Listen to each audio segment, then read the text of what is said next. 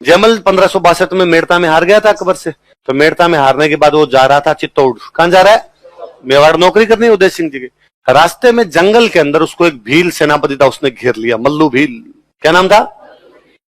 और वो अपने वो 30-35 कमांडर लिए हुए, अपने सैनिक लिए हुए साथ में घूम रहा था मल्लू भील। और उसने ये देखा जयमल रिये को 30-50 आदमी जा रहे थे, और उसने कहा हजार नहीं जा रहे, सबको मार देंगे वरना। तो जयमल का जो सैनिक थे उन्होंने जयमल से पूछा, अठ है कि बठ है? अठ है या बठ है? यहां जंगल में मल्लू भील से लड़ना है या चित्तौड़ जाके अकबर से लड़ना है? जयमल ने कहा बठ है। और सबने हथियार रख दिए, फटाफट सबने हथियार रखे। उस मल्लू भील को हथियार उठा ले, और जयमल और उसके सैनिक चल पड़े। उस मल्लू भील ने कहा रुको रुको यार, रुको एक बार रुको, तुम हथियार ले जाओ यार भले, और मैं तुम्हें कुछ ही नहीं कहूंगा। तुमने ये बात क्या की थी? ये बात बताओ यार, आपस में क्या बात हुई? जयमल ने कहा छोड़ यार, तेरे को हथियार चाहिए, हथियार ले, रवाना हो यहां से। उसने कहा ना ना यार, मैं भाई हो यार तुम मेरे, तुम यार बात बता जाओ, हथियार ले जाओ तुम्हारे वापस। तुमने क्या कहा? इसने कुछ पूछा, तूने रिप्लाई किया, वरना यार तुम हमारे बराबर हो, अच्छे खासे हट्टे कट्टे दिखते हो, लड़ाई वाले दिखते हो। यदि तुम लड़ते तो चांस हो सकता था तुम हमें मार के हमारे हथियार और ले जाते, पर तुम नहीं लड़े और चुपचाप हथियार छोड़ दिया। यार कायरों की तरह उठ के चल पड़े, पर तुम कायर भी नहीं हो, तुम्हें देख के ये भी नहीं तक तुम डर गए हमसे। तो तुम ना तो डरे ना लड़े, हथियार छोड़ दिए, चल पड़े, कारण क्या है और बात क्या हुई? तो जयमल ने कहा इसने मेरे से पूछा आगे, अठ है कि बठ है? यहां लड़ना है या वहां लड़ना है? मतलब इन भीलों से यहां पे लड़ना है हथियारों को बचाने के लिए, या वहां जाके चित्तौड़ की रक्षा के लिए अकबर से लड़ना है? तो मैंने कहा वहां लड़ना है, क्योंकि हमें तुमसे लड़के एनर्जी वेस्ट नहीं करनी है। यहां जंगल में तुमको लड़के मार भी देंगे, जंगल में मोर नाचा किसने देखा? वहां साहब लड़ेंगे ना अकबर से चित्तौड़ जाके, शताब्दियों तक याद किए जाएंगे कि चित्तौड़ की रक्षा जयमल और पत्ता ने की थी, मेरा नाम आएगा उसके अंदर। तो तुमसे नहीं लड़ना। मल्लू भी इतना इंप्रेस हुआ, वो जयमल के साथ ही चला गया था। भाई यार ये जो बात बताई है ना, तूने दिल गार्डन गार्डन कर दिया है। मैं तेरे साथ ही चलता हूं। पर ये कहानियां हमें सिखाती है कि हमें कभी भी हमारे जीवन की ऊर्जा छोटी लड़ाइयों में निकालनी। स्टूडेंट कहता है एक बार छोटी नौकरी लग जाऊं, उसके बाद मैं RSIS की तैयारी कर लूंगा। मैंने आज तक ऐसे लोग नहीं देखे जो एक बार छोटी नौकरी लगे फिर RSIS बने। आप कहोगे नहीं सर वो बन गए थे, वो बन गए थे। यदि आप गिना सकते हो नाम, इसका मतलब वो गिनने लायक ही है। मतलब आज दिन तक ऐसे 5-7-10 लोग हैं जो इस प्रकार बने, बाकी ज्यादातर लोग वही है जो डायरेक्ट तैयारी की डायरेक्ट बने। अपवाद अलग चीज होती है, अपवादों को आप मत गिनिए। इसके अलावा ज्यादातर जो लोग हैं जो छोटी लड़ाइयों में कभी भी फंसे नहीं। मैं देखता हूं स्टूडेंट यहां पर इस बात के, अरे ओ अठे बठे।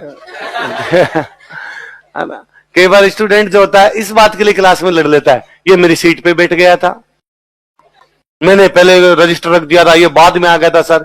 या और आप छोटे छोटे टावर तो जब से आने लगे हो तब से हम ऐसी पंचायतें और करने लगे कि किसी ने क्लास में किसी की थप्पड़ मार दिया है ना, आपस में कॉलर पकड़ ली, लड़के लड़के आपस में लड़ लिए, लड़कियां लड़कियां आपस के अंदर लड़ ली, वहां पंचायती हो रही है पूरी तरीके से। हम बेटे बेटे पंचायती करवा रहे, इसने क्या कहा सर, इसने ये कह दिया था मेरे को। हमें लगता है यार क्या टावरों जैसी छोटी छोटी बातें हैं, पर फिर हमें लगता है तुम तो टावर ही हो। गलती यह है कि तुम्हारे घर वालों ने जल्दी भेज दिया तुम्हें इधर, पर आप भेज दिया तो कोई बात नहीं। अब अपने को ध्यान रखना है, हमें हमारी एनर्जी कभी भी छोटी लड़ाइयों में निकालनी अटैक। हमें कहां लड़ाई लड़नी है? बट हमें IAS बनना है भाई साहब। छोटी छोटी लड़ाइयां लड़नी, कभी IAS बन जाओगे और जिस दिन IAS बन जाओगे उस दिन किसी डॉक्यूमेंट पे, एक डॉक्यूमेंट पे साइन करोगे और पता नहीं कितने लोगों का भला कर दोगे। लड़ाई वो है कि एक कोई आप किसी गांव के अंदर गए हुए, गांव में कैंप लगा हुआ है और उस कैंप में आप भी गए हुए कलेक्टर बन के, और एक बुढ़ी सी महिला आपके पास आती है और आगे कहती है कि बेटा बताइए मैंने आपको। या कोई दूसरा एग्जांपल लो आप कि एक कोई सरकार की योजना है और सरकार की योजना है कि सब लोगों को घर मिलने चाहिए, लेकिन खूब सारे ऐसे लोग रहते हैं जिनके पास में घर नहीं है। आप यहां से आगे चलिए, इस रोड पे थोड़ा सा आगे चलिए, इधर झुग्गी झोंपड़ी है ना। कितना अजीब सा नहीं लगता कि आज भी जब लोकतंत्र के 75 साल बीत गए हैं, हमारे बीच के कुछ लोग हैं जिनके पास घर नहीं है। क्यों घर नहीं है उनके पास? आप उनसे जाके पूछोगे यार जब सरकार सबके घर बना रही है प्रधानमंत्री आवास योजना में, तुम्हारे पास घर क्यों नहीं है? और लाओ तुम्हारा राशन कार्ड दो मैं घर बनवा दूंगा। तो वो कहेंगे हमारे पास राशन कार्ड नहीं है। हमारे पास क्या नहीं है? वो चलो यार राशन कार्ड बनवाते हो, तुम आधार दे दो, वो कहेंगे हमारे पास आधार नहीं है, इसका मतलब अभी तक देश के नागरिक ही नहीं है। आप कहोगे यार आधार कैसे नहीं है तुम्हारे पास, तुम वोट डालते हो, तुम्हारे नेता को कह दो कि भाई हमारा आधार बढ़ा दोगे, हमारे पास वोटर आईडी नहीं है। आपने एक दिन कैंप लगाया, प्रशासन झुकी झोंपड़ियों के संग कैंप लगा के इन लोगों के राशन कार्ड बनवा दिए, आधार कार्ड बनवा दिए, इन लोगों की वोटर आईडी बनवा दी, प्रधानमंत्री आवास योजना में घर बनवा दिए। लड़ाई ये है। उस दिन भला होगा, पता नहीं कितने लोगों की दुआएं मिलेगी, वरना ये छोटी छोटी चिंदी चोरी की लड़ाइयां, सीट पे बैठ गया था आप, ऐसी लड़ाइयां कभी भी जिंदगी में करनी। ऐसी तो यूं कोई करे ना दूसरा उस पर दया करना गिल्ला है, अठे यही लड़ रहा है, मैं कहां लड़ूंगा। ऐसे लोगों पे दया आनी चाहिए। ऐसा कोई आप कुछ कह भी दे, उल्टा सीधा कह दे, कई बार कहता सर इसने गाली निकाल दी, जिससे मैंने लड़ लिया, मेरे पास आ जाना, अपने उसको दोनों मिलके गालियां निकाल देंगे। तुम वापस उसको कोई भी गालियां निकालोगे, सर ये परिवार को गाली तो कौन सहन कर सकता है।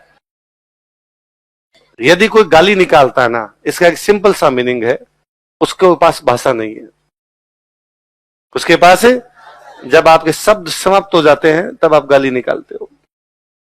और कोई वर्ड एप्रोप्रिएट वर्ड नहीं मिल रहा था क्या बोलना चाहिए, क्योंकि आपको भाषा आती नहीं है, तो आप लगा अब यही बोल दूं और तो क्या बोल सकता हूं। इसलिए उस आदमी पर तो और दया आनी चाहिए, हे भगवान इसको तो भाषा भी नहीं आती। उल्टा आप उसको कहोगे प्लीज इस शब्द की जगह तो अच्छा शब्द बताऊं और तू इसका इस्तेमाल कर, थोड़ा ठीक रहेगा, इस प्रकार के शब्दों का प्रयोग मत कर। इसलिए कभी भी छोटी छोटी लड़ाइयां लड़नी नहीं, कभी भी छोटी लड़ाइयों में अपना जो एनर्जी लेवल है वो समाप्त करना। जिंदगी बड़े मौके देगी, बड़ी लड़ाइयां लड़ोगे, बड़ा नाम होगा, लोग याद करेंगे।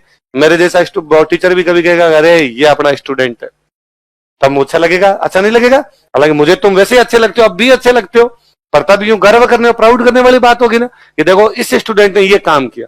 वरना भाई खूब सारे स्टूडेंट आरएस भी बनते हैं, खूब सारे स्टूडेंट आईएएस भी बनते हैं, पर तुमको ऐसा काम कर जाओ जो बाकी लोगों से अलग हो, सब लोगों की नजर के अंदर आओ।